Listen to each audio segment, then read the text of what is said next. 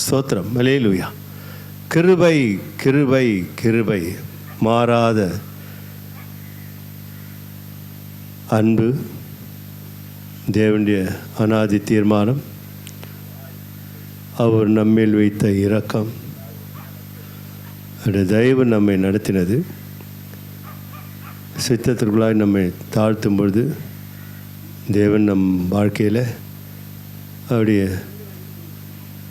எண்ணங்களை நிறைவேற்றுவார். கர்த்தர் தாமே உங்கள் ஒவ்வொருவரும் இந்த வருடத்தின் முதல் பரிசுத்த ஓய்வு நாள் ஆராதனை காலையில் உங்களை ஆசீர்வதிக்கிறேன். நாம் எடுத்துக்கொள்வோம் 3 யோவான் எழுதின நிருபத்தை எடுத்துக்கொண்டு 2வது வசனத்தை மாத்திரம் வாசிக்கலாம். அன்பு பிள்ளைகளே, பிரியமானவனே, உன் ஆத்துமா வாழ்கிறது போல நீ எல்லாவற்றிலும் வாழ்ந்து சுகமாயிருக்கும்படி வேண்டுகிறேன். அவர் அல்லேலூயா சொல்லுவோமா? அல்லேலூயா. ஊழியக்காரருடைய வேண்டுதல் இது. கர்த்தர் ஸ்தோத்திரம். அல்லேலூயா. கர்த்தர் அறிவார். கடந்த கடைசி மாதத்திலிருந்து ஆண்டவர் சமூகத்தில் சபை மக்களுடைய பாதுகாப்புக்காக என் கரத்தை உயர்த்தி கொண்டிருக்கிறேன். இது கர்த்தர் அறிவார். என் பாரம், நீ எனக்கு கொடுத்த மந்தைகளை உம்முடைய பார்வைக்கு கொண்டு வருகிற ஆண்டவரே. அல்லேலூயா. கவனிக்கணும். பார்வைக்கு கொண்டு வரனாக்கா ஏதோ சபையில் வந்து தான் பார்க்குறாருல்ல, 24 மணி நேரம் தூக்கத்தை தவிர. அல்லேலூயா. தூக்கத்தில் பிறண்டு கூட ஒரு அல்லேலூயா சொல்கிறவங்க இருக்கிறாங்க. நான் ஆமேன்னு சொல்லி தான் பிறண்டு படுப்பேன். அல்லேலூயா. அப்போது தேவனுடைய பார்வையில் கொண்டு வருகிற ஒரு திருச்சபையாக இருக்கிறபடியால் நான் கர்த்தரை ஸ்தோத்தரிக்கிறேன். பிரியமானவனே, பிரியமானவர்களே, அல்லேலூயா சொல்லுவோமா? கர்த்தர் இந்த கால் வெளில சொல்லுகிறார் இந்த இடத்துல, பிரியமானவர்களே, உன் ஆத்துமா வாழ்கிறது போல நீ எல்லாவற்றிலும், அல்லேலூயா, எல்லாவற்றிலும் வாழ்ந்து சுகமாயிருக்கும்படி வேண்டுகிறேன். எங்கே சுகம் வேணுமா ஒரு மனிதனுக்கு? இங்கே சுகம் வேண்டும். அல்லேலூயா சொல்லுமா? சரீர சுகவீனத்தை மாற்றுகிற சுகபல்லமை எங்கே இருக்குதுன்னா ஆத்மாவில் இருக்குது. இங்கே சுகமாக இருந்துட்டாக்கா எல்லாமே சுகமாயிடும். அல்லேலூயா. அல்லேலூயா. நம்முடைய வாழ்க்கையில் சரீரத்தில் மாத்திரம்தான் பாதைகள் இல்லை, நம்ம சுற்றிலும் உபாதைகள் இருக்கலாம், போராட்டங்கள் இருக்கலாம், பிரச்சனை இருக்கலாம். ஆனால் அதை தாங்கிக் கொள்கிற ஒரு மனப்பக்குவம் நம் ஆத்மாவுக்கு இருக்கும் என்றால் அந்த ஆத்மா சேதப்படுத்தப்படாது, அது சுகமாகவே இருக்கும். யார் எது காது வழியாய் நம்ம வாழ்க்கையில் போட்டாலும் இங்கே போகாது அது. அல்லேலூயா. இங்கே போயிட்டு அங்கே போய்டும், இப்படி போய்டும். பொருட்படுத்தாமல் நாம், ஏன்னா நீங்கள் யாரும் குற்றவாளிகள் இல்லை, எல்லாரும் நீதிமான்கள், தவறு செய்தவர்கள் அல்ல. அதில் சொன்னது போல சின்ன சின்ன தவறுகள், இந்த வஸ்திரத்தில் சில காரியங்கள் இருக்கலாம், ஆனால் அது பெரிய காரியமும் அல்ல, மாற்றிக்கொள்ளலாம் அதை. அதனால் நீங்கள் நீதிமான்களாக இருக்கிறபடினாலே கர்த்தருடைய வார்த்தையாக சொல்கிறேன், உங்கள் இருதயத்தில் அது தங்க விடவே விடாது. கவனிக்கணும். அல்லேலூயா. நல்லா கவனித்த வாழ்க்கை ரொம்ப அழகான வாழ்க்கை. யார் எது சொன்னாலும் நீங்கள் இங்கே போட்டுக்கிட்டாக்கா அது என்ன பண்ணும்? அழுத்தத்தை கொடுத்துக்கினே இருக்கும், பாரத்தை கொடுத்துக்கினே இருக்கும். இது சுகம் இல்லாத போயிடும். ஆனால் ஆண்டவர் சொல்கிறாரு, பிரியமானவர்களே, உன் ஆத்மா வாழ்கிறது போல நீ எல்லாவற்றிலும் வாழ்ந்து எப்படி இருக்கணுமா? சுகமாக இருக்கணும். யார் எது சொன்னாலும் சரி, இந்த காதில் வாங்கிட்டு இந்த காதில் விட்டு நமக்கு அதுக்கு சம்பந்தம் இல்லை. சொல்கிறவங்க தூற்றட்டும், பேசட்டும், குற்றப்படுத்தட்டும் என்று நீங்கள் உண்மையுள்ளவர்களாக இருக்கிறபடினால, உத்தமர்களாக இருக்கிறபடினாலே கர்த்தர் உங்களை பார்த்து சொல்ல, நீங்கள் உண்மையுள்ளவர்கள், உத்தமமானவர்கள். அல்லேலூயா சொல்லுவோமா? அல்லேலூயா. கர்த்தர் ஆவியானவர் பேசுகிறார். பாருங்கள், சங்கீத புத்தகம் 41ஆம் அதிகாரம் 11, 12 வாசித்தா அப்படியே தொடர்ந்து போகலாம். கர்த்தர் நல்லவர். என் சத்துரு என் மேல் ஜெயம் கொள்ளாததினால் நீர் என் மேல் பிரியமாய் இருக்கிறீர் என்று எனக்கு தெரியுன்றார். சங்கீதக்காரர் சொல்றாரு, அல்லேலூயா. என் சத்துரு என்னை ஜெயிக்கலை. கவனிக்கணும் வாழ்க்கையில். அதாவது எவனை விழுங்கலாமோ என்று வகை சுற்றி கெச்சிக்கிற சிங்கம் போல வாழ்க்கையில் இருக்குது பிரச்சனைகள். அல்லேலூயா. அதெல்லாம் சத்துரு தான். நம்ம வாழ்க்கையில் ஏற்படுற சோதனைகள் எல்லாம் சத்துரு தான். அல்லேலூயா. மனுஷருக்கு நேரிடும் சோதனை அல்லாமல் வேறு சோதனை உங்களுக்கு நேரிடாது. அல்லேலூயா. எந்த காரியத்தையும் இங்கே பார்க்குறோம். என் சத்துரு, அல்லேலூயா சொல்லுமா. அப்போ எல்லாருக்கும் என்ன இருக்குது? எல்லாருக்கும் இருக்குது. எல்லாருக்கும் ஒரு தேவதூதன் இருப்பது போல, வலப்பக்கத்தில் தேவதூதன் இருக்கிறது போல, இடப்பக்கத்தில் யார் தான் இருக்கிறான் பிரச்சனை கொடுக்கறதுக்கு? சத்துரு இருக்கிறான். அல்லேலூயா. என் சத்துரு, இங்கே கவனிங்க, என் சத்துரு என் மேல் ஜெயம் கொள்ளாததினால், என்னை ஜெயிக்காதனால, என்னை ஜெயிக்கல, அது ஜெயிக்காததினால் நீர் என் மேல் பிரியமாய் இருக்கிற என்று அறிவேன். அதுக்கப்புறம் சொல்றாரு பாருங்க, நீர் என் உத்தமத்திலே என்னை தாங்கி என்றென்றைக்கும் உம்முடைய சமூகத்தில் என்னை நிலைநிறுத்துவீர். அல்லேலூயா. பாருங்க, என் சத்துரு 11ஆம் வசனத்தில் வாசிக்கிறோம், 12ஆம் வசனத்தில் வாசிக்கிறோம், என் உத்தமம். அல்லேலூயா. என் சத்துரு என் உத்தமம். அப்போ சத்துருவை நாம் மேற்கொள்ள வேண்டும் என்றால் என் உத்தமம் தான் எனக்கு உதவி செய்யும். என் சத்துரு என்னை மேற்கொள்ளுகிறது என்றால் அங்கே என் உத்தமம் தோற்று போகும். அப்போது உத்தமமாய் வாழாதபடியினாலே, அந்த உத்தமம் வல்லமையற்றதாக இருக்கிறபடினாலே சத்துரு என்னை ஜெயிக்கிறான். சத்துரு என்னை ஜெயிப்பதினாலே தேவன் என் மேல் வைத்த பிரியத்திற்கு நான் தூரமாக இருக்கிறேன். ஏனென்றால் ஏன் தூரமாக இருக்க காரணம்னா என் உத்தமம் சரியில்லாதபடியினாலே. அதுதான் கோடிட்டு காட்டுகிறார். அற்புதமான வரிகளாக தாவீது எழுதுகிறார், என் சத்துரு என்மேல் ஜெயம் கொள்ளாததினால் நீர் என்மேல் பிரியமாய் இருக்கிற என்று அறிவேன். நீர் என் உத்தமத்திலே என்னை தாங்கி என்றென்றைக்கும் உம்முடைய சமூகத்தில் என்னை நிலைநிறுத்துவீர்.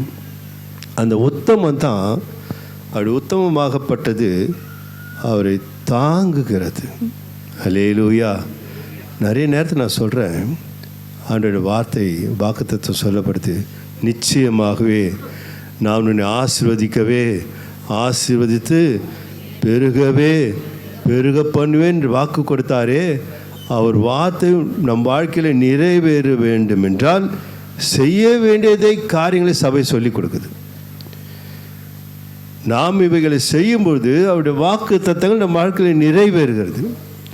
நாம் எதையும் செய்யாமல் அவருடைய வாக்கு தத்தங்கள் நம் வாழ்க்கையில் நிறைவேற வேண்டும் என்றால் அது நடக்காத காரியம்.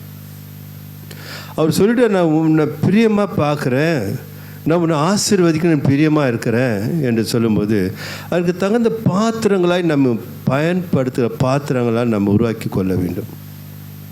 உத்தமம் என்பது நம் வாழ்க்கையில் தேவனுக்கு பிரியமான பாத்திரம். கவனிக்கணும், அந்த பாத்திரத்தில் தேவன் தம்முடைய ஆசீர்வாதத்தை ஊற்றுகிறார். சங்கீதம் 23:5 வாசித்து பாருங்களேன். என் சத்துருக்களுக்கு முன்பாக நீர் எனக்கு ஒரு பந்தியை ஆயத்தப்படுத்தி என் தலையை எண்ணெயால் அபிஷேகம் பண்ணுகிறீர், என் பாத்திரம் நிரம்பி வழிகிறது. அல்லேலூயா சொல்லுவோமா? அல்லேலூயா. என் பாத்திரம் நிரம்பி வழிதுனா நம்முடைய ஆத்மாவை அவர் சொல்லுகிறார். கர்த்தர் நல்லவர். அல்லேலூயா. பாருங்கள், நம் உத்தமம் எங்கே இருக்குதுன்னா நம்முடைய உள்ளத்தில் இருக்குது. அந்த உள்ளம் தேவனை மகிமைப்படுத்த ஆயத்தமாக இருக்கிறது. அப்போது அந்த உள்ளம் தேவனை ஆயத்தப்படுத்த ஆயத்தமாக இருக்கும்போது, தேவனை உயர்த்த மகிமைப்படுத்த ஆயத்தமாக இருக்கும்பொழுது, சத்துரு அந்த ஆத்மாவிலே அமர அவன் பிரியப்படுகிறான். அல்லேலூயா சொல்லுமா? அவனுக்கு ஒரு பிரியம். யார் மேலே? நம்ம மேலே என்ன பிரியனாக்கா, நம்ம ஆத்மாவில் அமர்ந்து நம்மளை தேவனை மகிமைப்படுத்த விடாதபடிக்கு, தேவனுடைய நன்மைகளை நாம் பெற்றுக்கொள்ளாதபடி, தேவன் நமக்கு வைத்த பங்கை நாம் அனுபவிக்காதபடி, நாம் துன்பத்தையும் வருத்தத்தையும் சோதனையும் அதை பாரமாய் வாழ்க்கையில் வைத்து கொள்ளும்படியாக அவன் விருப்பம் கொள்ளுகிறான். கர்த்தர் நல்லவர். அல்லேலூயா. நான் சொன்ன பிரியமானவர்களே, உன் ஆத்மா வாழ்கிறது போல எல்லாவற்றிலும் எப்படி இரு? சுகமாயிரு. சங்கீதம் 143 அதிகாரம் 1 வசனம் 10 வசனத்தை வாசிக்கும் பொழுது, கர்த்தாவே என் சத்துருக்களுக்கு என்னவா? யார் சத்துரு? என் சத்துருக்களுக்கு. அல்லேலூயா. என் சத்துருக்களுக்கு என்னை தப்புவியும், உம்மை புகலிடமாக கொள்ளுகிறேன். என்னவா? இப்போ நமக்கு இப்போ வெயில் அடிக்குது, நிழலை தேடுறோம். மழை பெய்யுது, எங்கே ஒதுங்குறோம். இப்போ வீட்டில் இருக்கிறோம், பாதுகாப்பாக இருக்கிறோம். அதே போல் புகலிடமாக தேவன் ஒரு பாதுகாப்பு வலயத்தில் தன்னை அர்ப்பணிக்கிறார். அல்லேலூயா. அதை நம்ம சொல்கிறோம், அவருடைய பலத்த கரத்திற்குள்ளே அடங்கியிருங்கள் நம்ம சொல்கிறோம். அப்போது அந்த புகலிடத்தை என்னை பாதுகாத்துக்கொள். ஏனென்றால் இந்த பூமி ஆகப்பட்டது சுற்றி என்னை நெருக்கி என்னை துன்பப்படுத்துகிறது, வருத்தப்படுத்துகிறது, என்னை அவமானப்படுத்துகிறது. அதனால் நான் நம்முடைய மறைவிடத்தில் என்னை மறைத்து கொள்ளும் என்று என்ன அற்புதமாக தாவீது சங்கீதக்காரன் தேவனுடைய பாதுகாப்பை கேட்கிறார். கர்த்தர் ஸ்தோத்திரம். அல்லேலூயா. இதெல்லாம் வாழ்க்கையில் நம்ம செய்ய தவறி விட்டதுனால தான் நம்ம எதையோ பார்த்துன்னுக்கிறோம். தேவையில்லாத முயற்சி பார்க்குறோம். தேவையில்லாத கவனிக்கிறதுனால, தேவையில்லாத ஜபங்கள் ஏற்படுத்தினால ஜபங்கள் பரலோகத்துக்கு போகிறதே கிடையாது. என்னென்ன ஜெபிக்கணும், தேவ சமூகத்தில் எதை ஜெபிக்கணும், எது ஜெபிச்சா ஆண்டவர் சமூகத்தில் நம்ம ஆத்மா குளிர பண்ண முடியும். அல்லேலூயா. அவன் பின்வாங்கி போவானால் என் ஆத்மா அவன் மேல் என்னவா இருக்காதான்? அதான் விஷயம். வாசிக்கிறேன் பாருங்க, 10 வசனத்தை கூட. உமக்கு பிரியமானதை செய்ய எனக்கு போதித்தரலும். மலேரியா சொல்லுமா? என்னத எனக்குன்னா பிரியமானதை செய்ய என்னை வழி நடத்தினாக்கா அந்த ஜபம் எப்படி இருக்கும் கொஞ்சம் யோசித்து பாருங்க. நான் பிரியமாக வாழணும். அல்லேலூயா. சில பேர் அப்படி தான் மன்றாட்டை வைக்கிறாங்க, எனக்கு அது வேணும் இது வேணும். ஸ்தோத்திரம். தேவை தான். யாருக்கு தான் தேவையில்லை? எனக்கு மட்டும் தேவை இல்லையா? அல்லேலூயா. அல்லேலூயா. உமக்கு பிரியமானதை செய்ய. ஸ்தோத்திரம். எவ்வளோ அற்புதமான ப்ரேயர். கண்டிப்பாக நம்ம கற்றுக்க வேண்டியது நிறைய இருக்குது. உமக்கு பிரியமானது செய்ய எனக்கு போதிங்க, எனக்கு பிரசங்கம் பண்ண கற்றுத்தாரும். யாரெல்லாம் அந்த ஜெபத்தை ஆண்டு சமூகத்தில் வச்சுருப்பீங்க? அந்த வாழ்க்கை இந்த வருடம் 2026ஆம் ஆண்டு பழையனெல்லாம் முடிந்தன, எல்லாம் புதிதாயின. துன்பம் வருத்தம் பாரம் எதுவுமே உங்களை சேதப்படுத்தாது. தீர்க்க தரிசனமாய் சொல்லுகிறேன், உமக்கு பிரியமானபடி நான் வாழணும் ஆண்டவரே. அப்போ சொன்னோம்னா உமக்கு பிரியமானபடி வாழணும் நீ சொன்னீங்கன்னா உங்கள் பிரியத்தை கர்த்தர் நிறைவேற்றுவார். உமக்கு பிரியமானது செய்ய எனக்கு போய்த்தலும், என்னை உயிர்ப்பியும். என்ன சொல்கிறாரு? என்னை உயிர்ப்பியும் உம்முடைய நீதி உம்முடைய நல்ல ஆவி. கர்த்தர் ஸ்தோத்திரம். போய்த்தலும். நீரே என் தேவன். என்ன சொல்கிறாரு? நீரே என் தேவன், உம்முடைய நல்ல ஆவி என்னை செம்மையான வழியிலே நடத்துவாராக.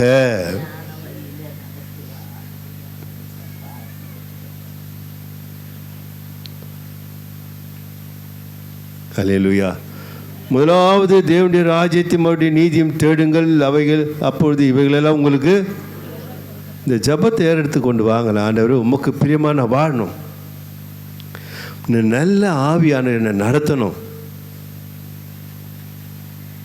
உத்தமமான வாழ்க்கை கொண்டு வந்துடும் தானா. நீங்கள் முயற்சி எடுக்க வேண்டியதே இல்லை. அவர் நடத்தி ஆவியான நடத்துவார். அல்லேலூயா. ஆவியான விட மாட்டார். அதோட ஆவியானவர் உங்களை எச்சரிப்பார், ஆறுதல் படுத்துவார். உங்களை நடத்த வேண்டிய வழியில் நடத்தும்போது அந்த பாதை உத்தமமாக இருக்கும். அல்லேலூயா, அல்லேலூயா. அப்படி பொறுமையாக கவனிச்சுட்டு வாங்கிற நல்ல அற்புதமான தேவனுடைய நெருக்கத்தை உண்டு பண்ணுகிற ஒரு ஜபம் இதெல்லாம். தேவனுடைய மனதை, அதாவது அவர் ஆத்மாவை எப்படி சொல்லனா கவர்வது. அல்லேலூயா. அதுதான் நான் சொல்கிறேன். அவன் பின்வாங்கி போவானாலும் அவன் மேல் என் ஆத்மா அப்போ பிரியமாக இருக்கணும்னாக்கா கர்த்தர் ஸ்தோத்திரம். அல்லேலூயா. தேவனுடைய ஆத்மாவுக்கு பிரியமான ஒரு வாழ்க்கை இந்த பூமியிலே நாம் வாழ்ந்தோம் என்றால், நான் சொல்லுகிறேன் மீண்டுமாய், உங்கள் பிரியமானதை கர்த்தர் நிறைவேற்றுவார். எல்லாத்தையும் கவனித்து வாழணும். கர்த்தருடைய வாழ்க்கை ரொம்ப விசேஷமானது, நல்லா இருக்கும். அதான் உன் ஆத்மா வாழ்கிறது போல் நீ எல்லாவற்றிலும் வாழ்ந்து எப்படி இருக்கணுமா? சுகமாக இருக்கும். என் ஆத்மா உம்முடைய நல்ல ஆவி என்னை செம்மையான வழியிலே நடத்துவாராக. என்னால் முடியாது, என்னுடைய ஆலோசனை நான் நடந்தேன்னா கண்டிப்பாக நான் விழுந்துடுவேன். உம்முடைய ஆவியான எனக்கு தாரும். நமக்கெல்லாம் தெரியல, சங்கீதக்காரன் ஒரு தவறு பண்ணிடுறாரு. பண்ணிட்டு ஆண்டு பார்த்துட்டு என்ன பண்ணுறாரு? அழுவுறாரு. எதை எழுந்து போனதுனால? சமூகத்தை எழுந்ததுனால, அபிஷேகத்தை எழுந்ததுனால. என்னை தள்ளாதையும் எடுத்து போடாதையும்னு ஆண்டவர் சொந்த என்ன பண்ணுறாரு? ஏன் தேவனை சங்கீதம் 89 வாசிக்கிறோம். 89 சங்கீதம் 20.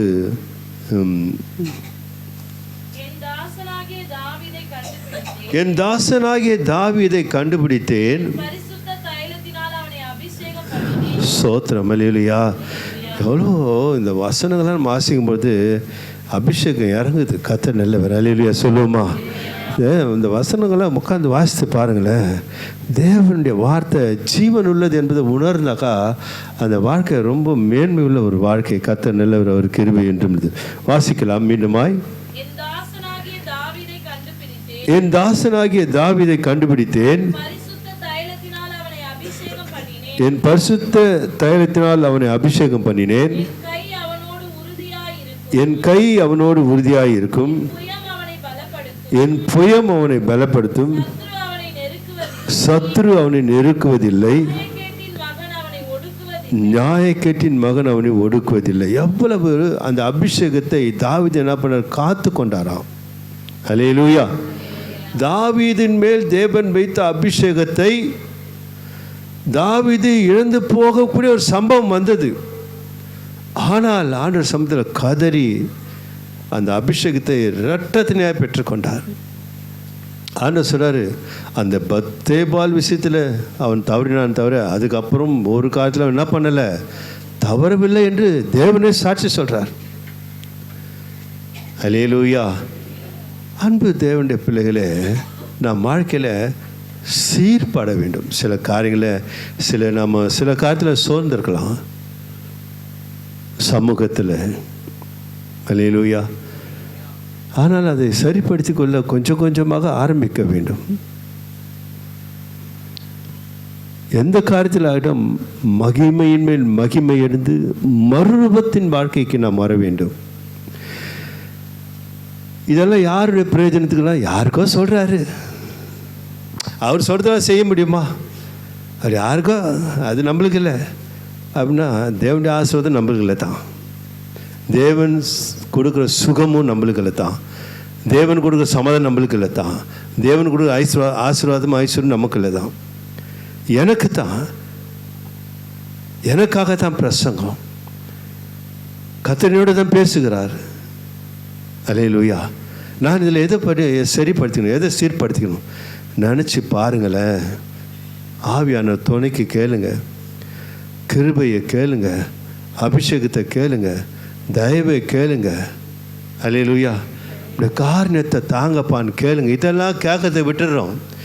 எதையோ கேட்டுனுக்கிறோம் பார்த்தியா. இதுதான் சத்தியத்தை அறியாத பிள்ளைகளை வாழ்ந்து கொண்டிருக்கிறோம். அப்படி அன்பை சம்பாதிக்க அவருடைய இருதயத்தில் இடம் பிடிக்கிற நல்ல நல்ல ஜபங்களை ஆவியானவர் எழுதி கொடுத்து இருக்கிறார். சபைகள் சில வேலைகள் அது எடுத்து கொடுக்கிறது. ஆனால் நம்ம கேட்டுட்டு விட்டுடுறோம். அப்புறம் துன்ப வேலையில் ஆண்டவர் சமூகத்தை போய் கண்ணீர் விடுறோம். இதை தான் சொல்கிறார் இங்கே. நான் மீண்டும் என் தாசனாகிய தாவீதை கண்டுபிடித்தேன், என் பரிசுத்த தைலத்தினால் அவனை அபிஷேகம் பண்ணினேன், என் கை அவனோடு உறுதியாக இருக்கும். எதனால? என் மேலுள்ள அபிஷேகம், என் இருதயத்தில் ஊற்றப்பட்ட அபிஷேகத்தினாலே. தேவனுடைய கரம் என் மேல் எப்படி இருக்குமா? உறுதியாக இருக்கும். அவனுக்கு தாவீதுக்கு மாத்திரம் சொல்லலை, உங்களுக்கும் எனக்கும் தான் கர்த்தர் பேசுகிறார். அவன் வாழ்க்கையில் செய்து முடிந்ததை நமக்கும் செய்வார் என்பதற்காகத்தான் எழுதி கொடுக்கப்பட்டு இருக்கிறது. ஏதோ தாவீதுக்காக மாத்திரம் அவன் மேலே மாத்திரம் அபிஷேகம் பண்ணி அவன் மேல் மாத்திரம் கரம் உறுதியாக இருக்கின்றது இல்லை. உலகம் அழிந்து போனாலும் கர்த்தருடைய வார்த்தை மாறாது. விசுவாசத்தை மகிமை காண்பாய். என் மேல் அபிஷேகம், எனக்குள்ளாக ஒரு அபிஷேகம். தாவீதை அபிஷேகித்த தேவன் என்னையும் அபிஷேகித்திருக்கிறார். இதெல்லாம் சரியா புரிஞ்சுக்கல. அதான் மனசு கஷ்டமாயிடுது. நான் லகுவான வாழ்க்கையை சொல்லி ஆசீர்வாதத்தின் வாசலத்தை காட்டிக்கிட்டே இப்படி போங்க, இப்படி போங்க, இப்படி போங்கன்னு. இவங்க லெஃப்டில் போயிட்டு கேட்டுங்கிறாங்க, கொடுங்க கொடுங்க கொடுங்க. கேட்காதீங்க. தீர்க்கதரிசி சொல்ற, கேட்கவே கூடாது. சும்மா அலட்டாதீங்க அப்பாவை, சும்மா கேட்டுன்னு தொந்தரவு கொடுக்காதீங்க. நீங்கள் நடந்துட்டாக்கா அது உங்களை தேடி வரணும் தான். மற்ற 6:33 அடிக்கடி நான் சொல்லி, முதலாவது தேவனுடைய ராஜ்யத்தையும் நீதியும் இவங்களெல்லாம் உங்களை தேடி வரணும். தேவனுடைய வார்த்தை ஒருபதும் போயிடாது. மனு மாற அவர் மனுபுத்திரன் அல்ல. அல்லேலூயா. சொன்ன வார்த்தையை நிறைவேற்றுகிற தெய்வம் அவர். நம்ம அதாவது நான் சொல்லுவேன், நம்ம ரொம்ப லகுவாய் வாழ்ந்து ஜாலியாக வாழ்ந்துடலாம். ரொம்ப கஷ்டப்பட்டு வாழக்கூடாது. ரொம்ப நம்ம சரியாக இல்லாத அப்புறம் கஷ்டப்பட்டு என்ன பிரயோஜனம்னு சொல்லின்னு வரேன் நான். அழகான வாழ்க்கை ரொம்ப ரொம்ப ரொம்ப லகுவாக நடத்திக்கணும். அழகாக போயிடணும், அழகாக சந்தோஷமாக வாழ்ந்துன்னு போயிடலாம். நம்ம ஏதாவது கொஞ்சம் தடப்படம் பண்ணிவிட்டு அப்புறம் அழுது பாரப்பட்டுன்னு வேதனைப்பட்டுன்னு அந்த வாழ்க்கையே இல்லையே. கிறிஸ்தவ வாழ்க்கை கிடையாது. எப்போது சிரித்து சந்தோஷம் மகிழ்ந்து இருக்க கத்தான் ஆத்மாவது போல் எல்லாவற்றிலும் வாழ்ந்து எப்படி இருக்கணுமா? சுகமாயிரு. அது மாத்திரம் சொல்ல பாருங்க, சத்துரு அவனை நெருக்குவதில்லை.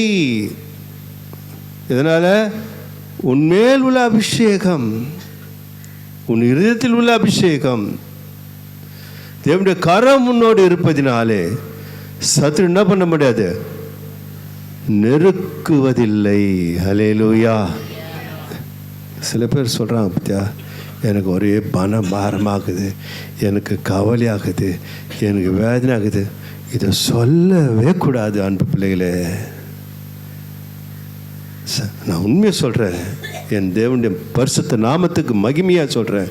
எனக்கு கவலையாகுது, எனக்கு என்னமோ மாறிக்குது, எனக்கு பயமாகுது, எனக்கு என்னமோ சோத்திரம். இது யார் சொல்கிற? உலகத்தார் சொல்ல வேண்டிய வார்த்தை. அவரால் அபிஷேகம் பண்ணப்பட்ட தாவீது அப்படி சொல்லலை. என் சத்துருக்களுக்கு முன்பாக நீர் எனக்கு ஒரு பந்தியை வைத்திருக்கிறீர், என் பாத்திரம் நிரம்பி வழிகிறது. அல்லேலூயா. துஷ்டமான வார்த்தைகள் அது. நல்லா புரிஞ்சுங்க. சபைக்கு சொல்லிக் கொடுக்குற, எனக்கு பாரமாகுது கவலைன்னா துஷ்ட வார்த்தை அது. இந்த 2026 சொல்லுகிறேன், வாழும்படியான வாழ்க்கையின் வழிகளை போதித்து கொண்டு வருகிறேன். எனக்கு கவலையாகுது, என்ன ஒரு மாதிரி இருக்குது, எனக்கு பயமாகுது. அப்போ அபிஷேகம் இல்லை, போதனை சரியாக பயன்படுத்தலை, ஆவியானரை அழைக்கலை. அல்லேலூயா. கிறிஸ்தவ வாழ்க்கையில் நான் ரட்சிக்கப்பட்டு சொல்கிறேன், எனக்கு பயமாகுது என்ற வார்த்தை இது வரைக்கும் வந்தது கிடையாது. இது வரைக்கும் கிடையாது. இது பலிபடுத்த சொல்கிறேன். ஏதாவது நடந்துட்டா ஆச்சரியப்படும். விபத்து ஆக்சிடென்ட் ஆச்சுன்னா கொஞ்சம் மனசு கொஞ்சம் ஆண்டவரே ஒரு மாதிரி அந்த பதட்டம் மறந்து, அது இயற்கை. அது அந்த பயம் அது இயற்கை, அது வரும். அது வரலன்னா மறந்தான் நான். அல்லேலூயா. என் காரியங்களை குறித்து, என் பிள்ளைகள் வேதனைகளை குறித்து, விபத்து நாசம் மோசத்தை குறித்து நான் பயந்ததாக இல்லவே ஆவியானவர் அறிவார். அவருக்கு தெரியும். உயிரே பூச்சின்னு விட என் காதில் செய்தி வந்து நான் பயப்படலையே. எல்லாத்தையும் எடுத்துட்டாங்கன்னு சொன்னேன், பயந்தனா? இல்லை என் பிள்ளை மேலே எனக்கு பாசம் இல்லையா? தூக்கி வளர்த்துன்னு எனக்கு தானே தெரியும் அந்த பாசம். அல்லேலூயா. அவன் சொல்கிறான் ஹாஸ்பிட்டலில், எப்போ நான் திரும்பி வரமாட்டேம்மானோ. இந்த பிரியா சாட்சி, ஏய் நீ போ, திரும்பி ஒரு வீட்டுக்கு. அல்லேலூயா. அவன் சொன்னதில் நான் கவலைப்பட்டேனா? அல்லேலூயா. எல்லாத்தையும் பார்த்துட்டு தான் வந்து நிற்கிறேன். நான் சந்திக்காமல் உங்கள் இடத்துல பொய்யா போதனை பண்ண போகிறது கிடையாது. நான் பயந்ததே கிடையாது. அல்லேலூயா. கண்ணில் தண்ணி வந்தது இந்த கவலைக்காக. எல்லாத்தையும் பார்த்துட்டு வந்து தான் கர்த்தர் என்னை நிறுத்தியிருக்கிறார். அதுதான் சொல்கிறாரு, என் சத்துருயா அவனை நெருக்குவதில்லை, நியாயக்கட்டின் மகன் அவனை ஒடுக்குவதும் இல்லை. நீங்கள் ஒடுங்கியும் போக மாட்டீங்க, உங்களை யாரும் நெருக்கவும் முடியாது. தீர்க்க தரிசனமாக சொல்கிறேன், ஆவின் அபிஷேகம் உங்கள் மேல் இல்லை, உங்களுக்குள்ளாய் இருக்கிறது. தாவீதின் மேலே அபிஷேகம் இருந்தது அப்படின்னு அர்த்தத்தினாக்கா, பரிசுத்த ஆவியானவராலே தேவனுடைய அன்பு உங்கள் இருதயங்கள் ஊற்றப்பட்டிருக்கிறபடியால் அந்த நம்பிக்கை உங்களை ஒருபோது என்ன பண்ணாது. அதான் வார்த்தை, தேவனுடைய வார்த்தை. இது எல்லாத்தையும் படைத்து கர்த்தர் சொல்றார் இந்த நாளில் காலையில். 1 யோவான் புத்தகத்தில் 2ஆம் அதிகாரம் 20ஆம் வசனத்தை வாசிக்கலாம். நீங்கள் பரிசுத்தராலே அபிஷேகம் பெற்று சகலத்தையும் அறிந்திருக்கிறீர்கள். அல்லேலூயா சொல்லுவோமா? அங்க தாவீது அபிஷேகம் பண்ணது யாரு? தேவன் தாவீது அபிஷேகம் பண்ணினார். இங்க ஆவியானவர் என்ன சொல்றாரு? வாசிங்க 20. யாரால? பரிசுத்தராலே. நீங்கள் பரிசுத்தரால அபிஷேகம் பெற்று சகலத்தையும் அறிந்திருக்கிறீர்கள். என்னை பரிசுத்தர் அபிஷேகம் பண்ணியிருக்கிறார். அல்லேலூயா.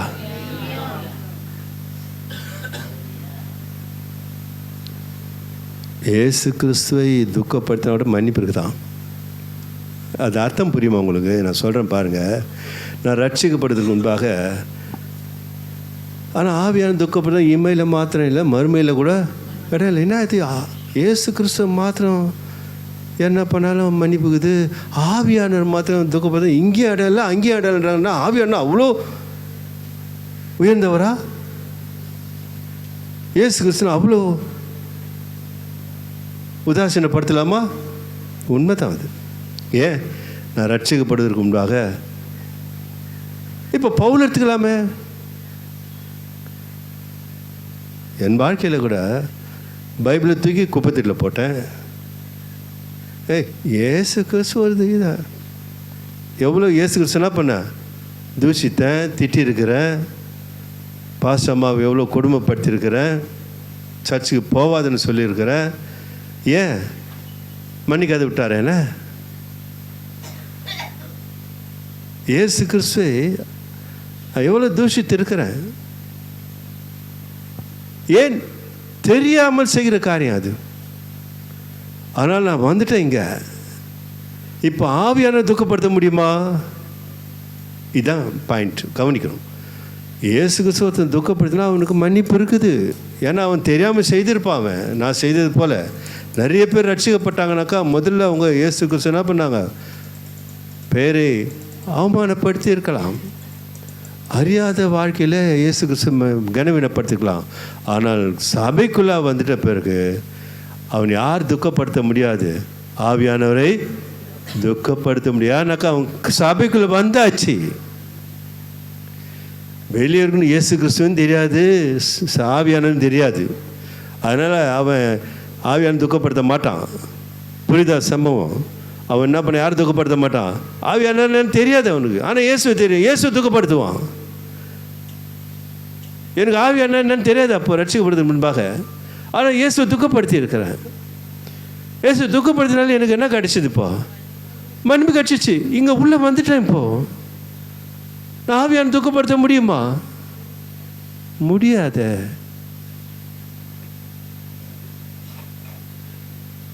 நான் ரொம்ப கவலையாகிறேன்.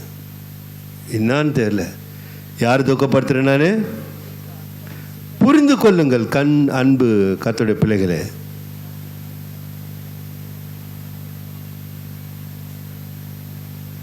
வேண்டாம், அதெல்லாம் விட்டுடணும். கர்த்தர் ஸ்தோத்திரம். இல்லை பாசமாக தெரியும் என் கூட இருக்கிறவங்களாச்சா. எப்போ நான் கவலையாகிறேன், கவலைனா ஒரு மாதிரியாகுது கலா, என்னன்னு தெரியல, சோகமாகுது கலா, ஒரு வார்த்தை வந்திருக்குமா கேட்டு பாருங்கள், சாட்சி. அவங்க என்ன சொன்னா, எல்லாம் சரி ஆகிடும் கலா, அது போ, அதை பற்றி ஒன்றும் இல்லை, அது என்னது, அதுதான் மறுநாள் சரியாக போயின்னு இருக்கும், அது பாட்டுன்னு போயின்னு இருக்கும். அப்படியான்னு கேட்டால் கூட போச்சு. அதுக்கு கூட இடம் கொடுக்க மாட்டேன். வராத, போ வெளியா, அல்லேலூயா. அப்படியானாலாக்கா அதுக்கு ரொம்ப கொண்டாட்டம் ஆகிடும். ஓஹோ, வெல்கம் பண்ணுறாரா பாஸ்டர் கூட, அல்லேலூயா. எனக்கு தெரியும் சத்ருவினை ஜெயம் கொள்ளாததினால் நீர் என் மேல் பிரியமாக இருக்குன்னு எனக்கு தெரியும் ஆண்டவரே. ஆகையினால என் உத்தமத்தை நான் காத்துக்கொள்ளணும். ஆபிரகாம் பார்த்து சொல்கிறாரு, நான் சர்வ வல்லமுள்ள தேவன், அல்லேலூயா சொல்லுவோமா, மகிமை நிறைந்தவர், மாட்சிமை உள்ளவர், அப்பா பிதாவே என்று கூப்பிடத்தக்க ஆவியானவர் எனக்கு கொடுத்து இருக்கிறார். நீ எனக்கு முன்பாக நடந்து கொண்டு எப்படி இருக்கணும்?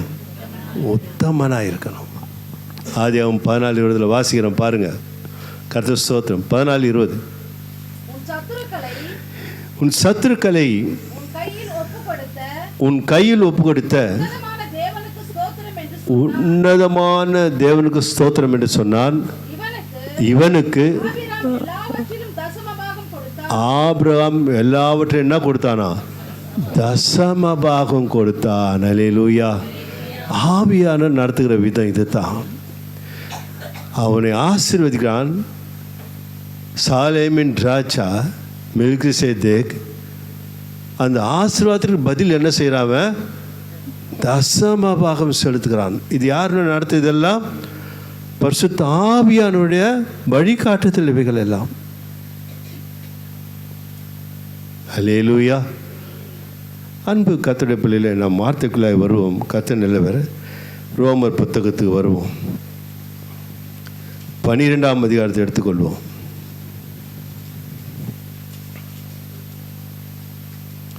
ஆவியானவர் எப்படி நடத்துகிறார் என்பதை வெளிப்படையாக இந்த நாளில் ஆசீர்வாதத்தை நாம் பெற்றுக்கொள்கிற, நீ ஆசீர்வாதமாக இருப்பேன்னு சொல்லிட்டாரு.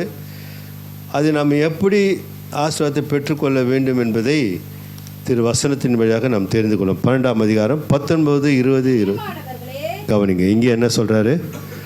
பிரியமானவர்களே, பழி வாங்குதல் எனக்குரியது, நானே பதில் செய்வேன் என்று கர்த்தர் சொல்கிறார் என்று எழுதியிருக்கிறபடியால் நீங்கள் பழி வாங்காமல் கோபாக்கினைக்கு இடம் கொடுங்கள். அல்லேலூயா சொல்லுவோமா? அல்லேலூயா. அவர் பாரு, ஆண்டவர் சொல்கிறத பாருங்க. பழி வாங்குதல் யாருக்குரியது? தேவனுக்குரியது. நானே அது என்ன செய்வேன்? சரிப்படுத்துவேன் என்று கர்த்தர் சொல்கிறார் என்று எழுதியிருக்கிறபடியால் பழைய ஏற்பாட்டு சம்பவத்தை கொண்டு வர்றார். அப்படியே புதிய ஏற்பாட்டு எழுதியிருக்கிறபடியால் நீங்கள் பழி வாங்காமல் கோபாக்கினைக்கு இடங்கொடுங்கள். இது நான் எது சொல்கிறேன்னாக்கா, அபிஷேகம் பெற்றோர்கள் கொடுக்குற ஆலோசனை. சவுல் பழி வாங்க துடிக்கிறார். அவர் மேல் உள்ள அபிஷேகத்தை தேவன் என்ன பண்ணுறாரு? எடுத்துடுறார். அபிஷேகத்தை மாத்திரம் எங்கிறது எழுந்துடக்கூடாது. தயவு செய்து கர்த்தருடைய பிள்ளைகளே, தேவன் என் மேல் வைத்த அபிஷேகத்தை நான் இழந்துடக்கூடாது. தேவன் எனக்குள்ளாய் வைத்திருக்கிற அபிஷேகத்தை இழந்துடக்கூடாது. அதை நம்ம படித்தோம். பரிசுத்த ஆவியானவராலே தேவனுடைய அபிஷேகம் என் இருதயத்தில் ஊற்றப்பட்டது. அங்கே சவுலுக்கு ஆனாலும் சரி, தாவீதுக்கு ஆனாலும் சரி, அவர்கள் மேல் தைல குப்பினாலும் தைல கொம்பினாலும் சிலை தைலத்தினால் அபிஷேகம் பண்ணினார் தேவன் சாமுவேலை கொண்டு. ஆனால் இங்கே கர்த்தருடைய வார்த்தை சொல்வது, உங்களையும் என்னையும் தேவன் இருதயத்திலே அபிஷேகம் பண்ணி இருக்கிறார். அங்கே மேலே அபிஷேகம் பண்ணப்பட்டவர்கள், சிரசின் மேலே அபிஷேகம் பெற்றவர்கள். ஒருவன் விழுந்தான், ஒருவன் விழுந்து மனம் மாறினான். இப்போது நாம இருதயத்தில் ஊற்றப்பட்டபடியால், ஆத்மாவில் ஊற்றப்பட்டிருக்கிறபடியால், அல்லேலூயா சொல்லுமா?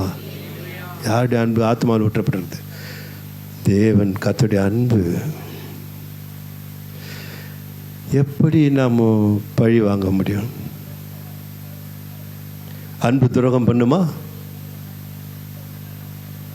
அன்பு பழி வாங்குமா? கோபம் இருக்கும், கோபம் இல்லாத இல்லை. நான் அதான் சொல்கிறேன், நான் ஆலோசனை சொன்னேன், எனக்கு மன வருத்தமும் கோபம் உண்டாதபடி நீங்கள் கொஞ்சம் ஒழுங்காக வாங்கன்னு சொல்கிறது. அதுக்கு தான், வேறு ஒன்றும் கிடையாது.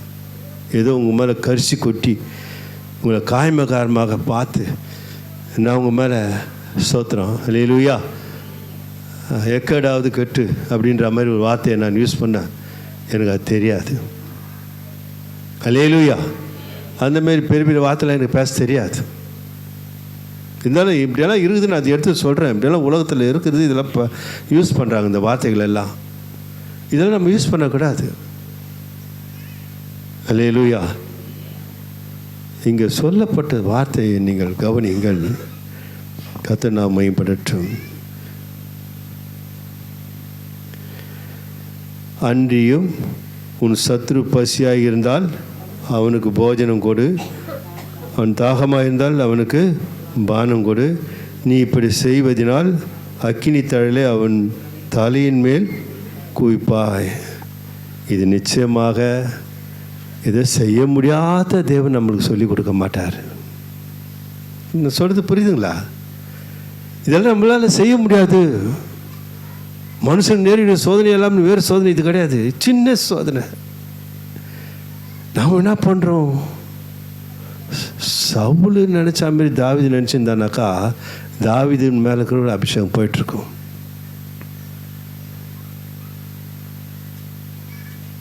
அல்லேலூயா. அப்படி ஒரு எண்ணம் இருதயத்தில் இருந்தால் இந்த வருடம் 2026 முதல் வாரத்தில் ப்ளீஸ் தயவுசெய்து கர்த்தருடைய வார்த்தையாக தாழ்மையோடு அன்போடு கட்டு அப்படி இருந்தால் எடுத்து போட்டுருங்க. உன் சத்துரு பசியாக இருந்தால் அவனுக்கு போஜனம் கொடு, அவன் தாகமாக இருந்தால் அவனுக்கு பானம் கொடு. நீ இப்படி செய்வதனால் அக்கினி தழலை அவன் தலையின் மேல் குவிப்பாய். ஒரு முறை எங்களுக்கு துரோகம் பண்ணி எங்களுக்கு பகையாக இருந்த ஒரு மனுஷன் பாஸ்டர் அம்மாடுக்கிறது நான் இல்லை, அப்போது ஒரு உதவிக்காக வராரு. சோத்திரம் இல்லையா? பசியாக இருந்தால் தாகமாக இருந்தான்ற வார்த்தை மாரி அமுச்சிட்டு இருக்கலாம் உதவிக்கு வர மனுஷனை. ஏன்னா அவர் விரோதி துரோகம் பண்ணார். அப்படிப்பட்ட மனுஷனை அமுச்சிருக்கலாம். இல்லை ஐயா, இல்லை என்கிட்ட இல்லை உதவி பண்ணுறதுக்கு காசு இல்லை அப்படின்னு சொல்லியிருக்கலாம். இது பலிபடுத்துன்னு சொல்கிறேன் உண்மையாக. அவங்களுக்கு அந்த மனசே இல்லை. அல்லேலூயா. அவங்க கேட்ட பணத்தை கொடுத்தாங்க. இன்றைக்கி நாங்கள் சமாதானமாக சௌக்கியமாக ஆசீர்வாதமாக இருப்பதற்கு அன்று போட்டு விதைக்கணும். சத்ரு பசியாக இருந்தால் என்ன பண்ணும்? செய்ய முடியுமா? யார் செய்ய முடியும்? அபிஷேகம் பெற்றவர்கள் தான் செய்ய முடியும். அது உத்தமத்துக்கு நேராக கொண்டு போகும். அங்கே சத்ரு உன்னை ஜெயிக்கல, நீ ஜெயிச்சிட்ட. கர்த்தர் மேலே பிரியமாயிரு. சிம்பிள். அதை சிம்பிளாக முடிக்கிறேன் பிரசங்கத்தை. ஐயா எனக்கு என்கிட்ட காசெல்லாம் கிடையாது, நீ என்ன இப்போ என்கிட்ட வந்துட்ட, நீ போப்பா நீ. ஐயா இல்லை, நான் அதெல்லாம் கொடுக்க மாட்டேன். மனசில் இவன் தானே நம்மளுக்கு துரோகமான, இவன் தானே நம்மளுக்கு விரோதி, இவன் தானே நம்மளுக்கு பகையாளி, இவனுக்கு அவன் கொடுக்கணும் மனசில் வச்சுருந்தா என்ன பண்ண இப்படி சொல்லியிருக்கலாம். இந்த எண்ணங்களெல்லாம் இன்றோடு தூக்கி குப்பையில் போடுங்க.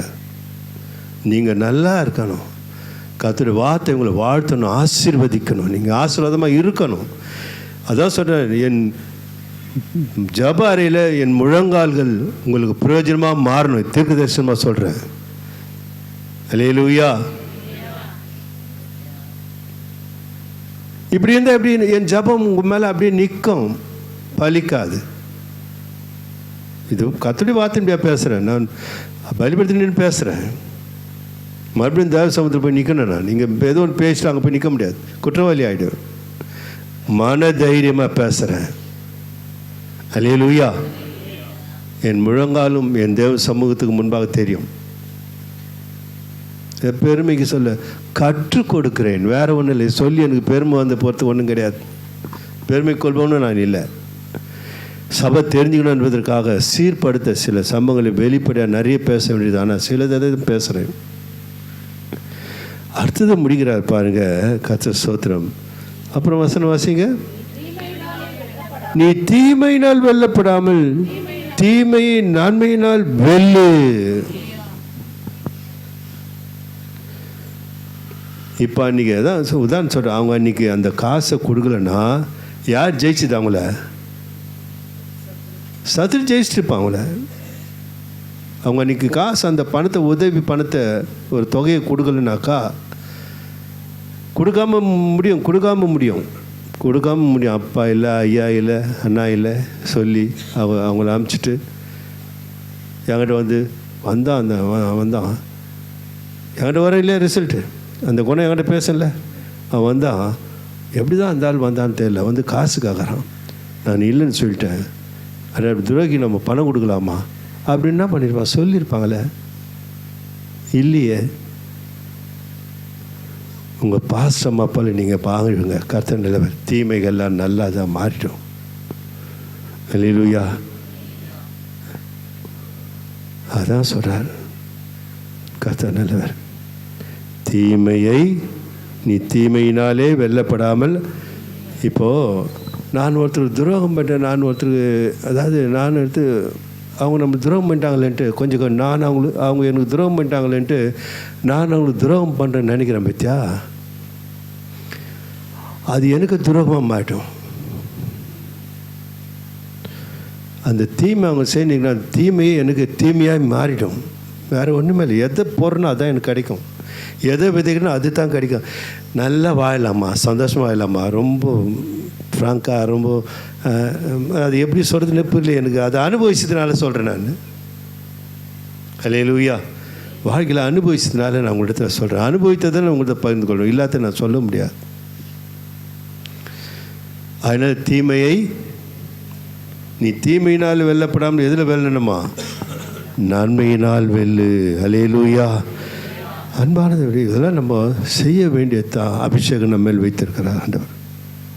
புரியுதுங்களா? எதற்காக அபிஷேகம் வைத்திருக்கிறார்?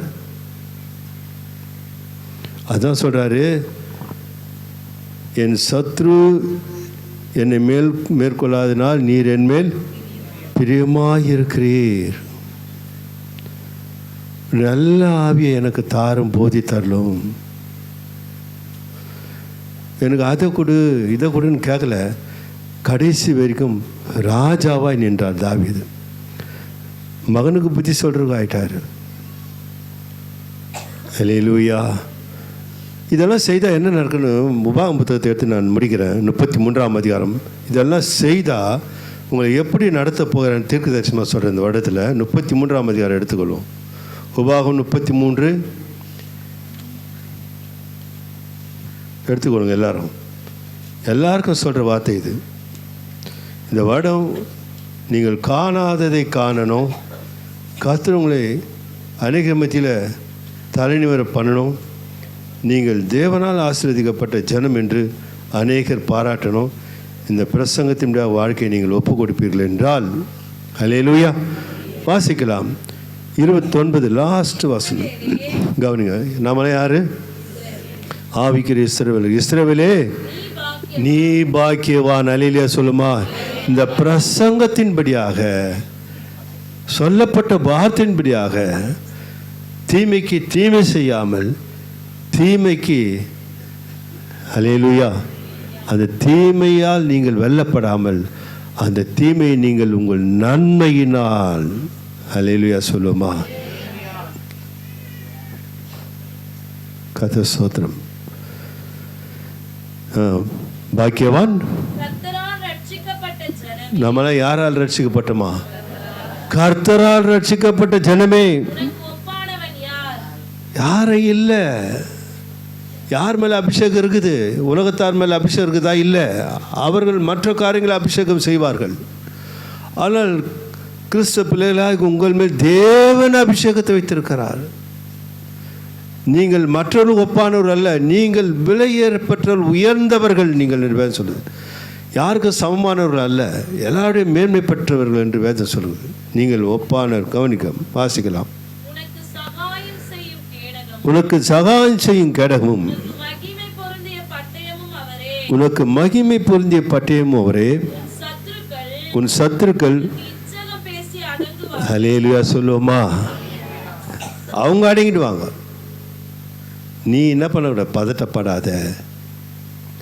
உன் சத்துருகள் உனக்கு இச்சகம் பேசி என்ன பண்ணுவாங்க? அவங்கள சைலண்ட் ஆகிடுவாங்க. நீ போராட வேண்டியதில்லை, நீ எதிர்த்து நிற்க வேண்டியதில்லை, நீ அங்கே கோல் சொல்ல வேண்டியதில்லை. இந்த வீட்டில் இருக்கிறத அந்த வீட்டில் சொல்லிடணும், அந்த வீட்டில் இருக்கிறத இந்த வீட்டில் சொல்லினுங்கிறது அபிஷேகம் இல்லை. அல்லேலூயா. சில பேர் பார்த்துக்கிறீங்களா? இந்த வீட்டில் இருக்கிற நடக்கிற விஷயத்த என்ன பண்ணுவாங்க? அந்த வீட்டில் கொட்டுவாங்க. அந்த வீட்டில் என்ன நடக்குதுன்னு அதை கேட்டுன்னு இருப்பாங்க. அது எதுவுமே அந்த வீட்டில் கொண்டு போய் கொட்டுவாங்க. குப்பை, அதெல்லாம் குப்பையை கொட்டுறாங்க. தெரியல உங்களுக்கு. அப்போ அவங்க உள்ளத்தில் என்ன இல்லை? குப்பை தான் இருக்குது, அபிஷேகம் இல்லை. நல்லா புரிஞ்சுங்க சத்தியத்தை. அவங்க மன வருத்தமாகவே இருப்பாங்க, சஞ்சலமாக இருப்பாங்க, தவிப்பாக தான் இருப்பாங்க. உன் காதல் கேட்டியா?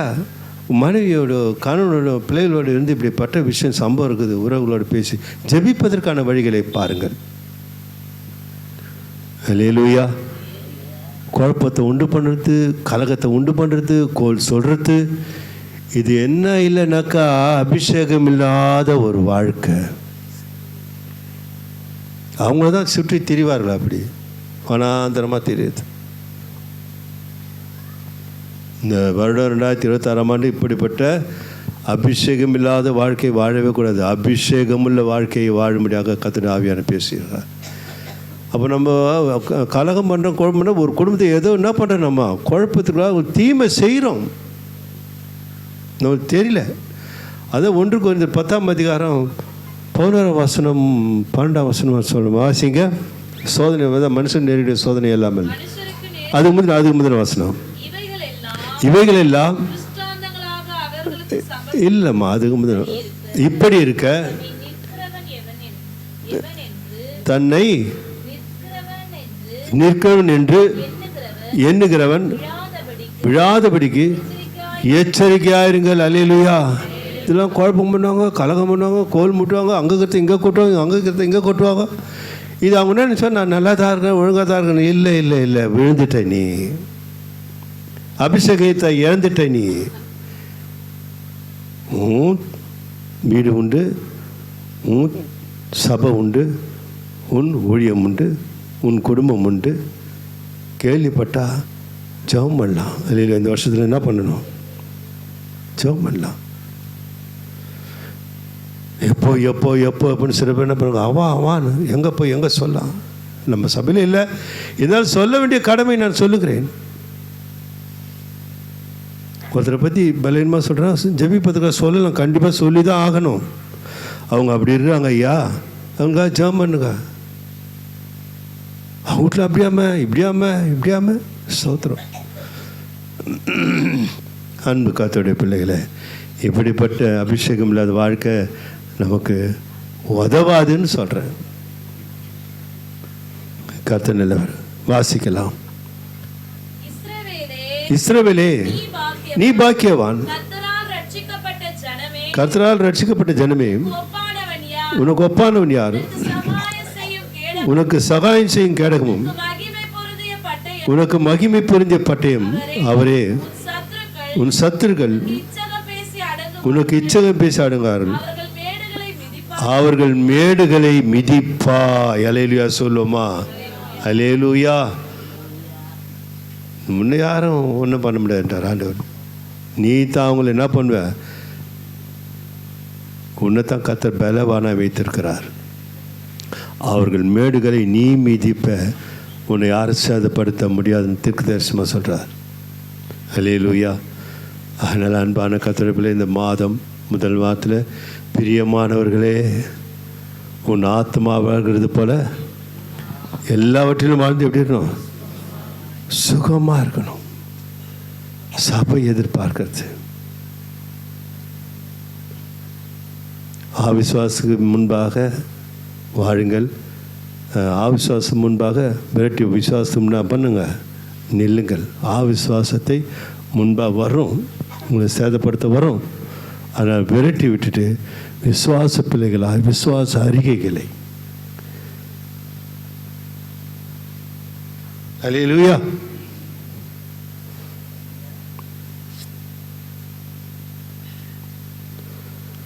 கர்த்தர் நல்லவராக. என்ன அன்பு பிள்ளைகளே, இந்த வருடம் ஆசீர்வாதம் எப்படி பெற்றுக்கொள்ள வேண்டும் என்பதை கர்த்தர் வார்த்தை சொல்கிறது. ஏதோ நம்ம வீட்டில் பண்டு பாத்திரம் இருக்குது, டின்னில் நல்ல எண்ணெய் இருக்குது, அரிசி இருக்குது, நல்ல பணம் இருக்குது, எல்லாம் இருக்குது. என்ன பிரயோஜனன்ற? அரிசி இருக்குது, பருப்பு இருக்குது, எண்ணெய் இருக்குது, மாவு இருக்குது, எல்லாம் இருக்குது. ஆனால் இங்கே இல்லையே. எங்கே இருக்கணும்? இங்கே இருக்கணும். நீ கஞ்சியை கூட குடி, பேச்சுக்கு சொல்கிறேன், அப்படி விட மாட்டார், உயர்த்துவார். எல்லாம் இருந்துட்டு இங்கே இல்லைனாக்கா வெத்து வாழ்க்கை, அது ஒன்றும் இல்லாத வாழ்க்கை. இங்கே என்ன பண்ணணும்னு அதை முயற்சி எடுங்கன்ற. அதான் சபை சொல்லுது.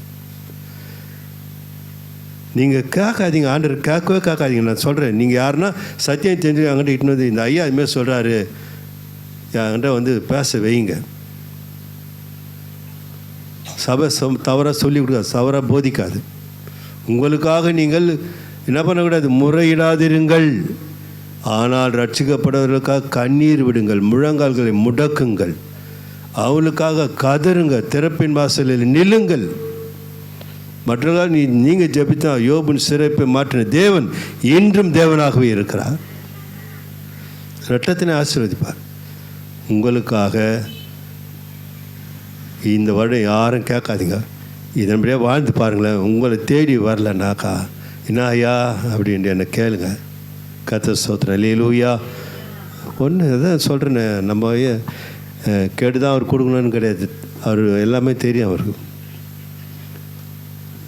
அன்பு பிள்ளைகளே, உன் ஆத்மா வாழ்கிறது போல் எல்லாவற்றிலும் வாழ்ந்து சுகமாயிரு. இதனால் இது தீர்க்கதரிசனமான வார்த்தை. நம்ம அதை செய்து இருக்கிற வாழ்க்கையில் நல்ல சந்தோஷமாக இருப்போமே. கர்த்தர் உங்கள் ஒவ்வொருவரும் ஆசீர்வதிப்பதாக. ஜெபிப்போம். இரக்கம் மனதிற்கும் நீடிய சாந்தம் பொறுமையும் உள்ள எங்கள் பிதாவே, ஆசீர்வதிக்கப்பட்ட 2026ஆம் ஆண்டு முதல் பரிசுத்த ஓய்வு நாள் காலை ஆராதனையில் தேவன் எங்கள் ஆத்மாவுக்கு ஒரு ஆசீர்வாதத்தை தந்திருக்கிற ஆண்டவரே, இந்த ஆத்மா சுகமாக இருக்கும் என்றால் மற்ற எல்லாவற்றிலும் இந்த சமூகத்தை நாங்கள் நாடவும் மற்றவர்களை ஆசீர்வதிக்கும். இந்த ஆத்மா உமக்கு மகிமையாக வாழ கிருபை செய்யும். வார்த்தை நிறைவேற்றும். இந்த வார்த்தை ஒவ்வொருவரும் வாழ்க்கையை ஒப்பு கொடுப்பார்களாக. உங்களுடைய நாமத்தை மகிமைப்படுத்த திருவசனங்கள் கேட்ட ஆண்டவர் மறைப்பொருள் எல்லாம் வெளிப்படுத்தினேன். கர்த்தருடைய நாம் மகிமைப்பட்டுட்டும். ஆண்டவரை தாழ்த்தி ஒப்புகிறேன். எல்லா துதி கன மகிமையாகவும் ஒருவருக்கே செலுத்துகிறேன். இரட்சகராக மீட்பர் எங்கள் ஆண்டவர் இயேசு கிறிஸ்து நாமத்தில் பிதாவே, ஆமென். என் ஆத்துமாவே கர்த்தரை ஸ்தோத்திரி, என் முழுவதுமே பரிசு நாமத்தை ஸ்தோத்திரி. என் ஆத்துமாவே கர்த்தரை ஸ்தோத்திரி, அவர் செய்த சகல வல்ல மறவாதே. ஆமென். அல்லேலூயா.